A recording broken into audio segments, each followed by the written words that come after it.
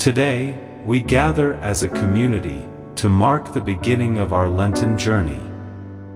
Ash Wednesday, a day of reflection, repentance, and renewal. The ashes we receive today remind us of our mortality and our need for forgiveness. They symbolize our desire to turn away from sin and towards God's loving mercy. As we embark on this 40-day journey, we're invited to reflect on our lives, to examine our hearts, and to seek God's guidance.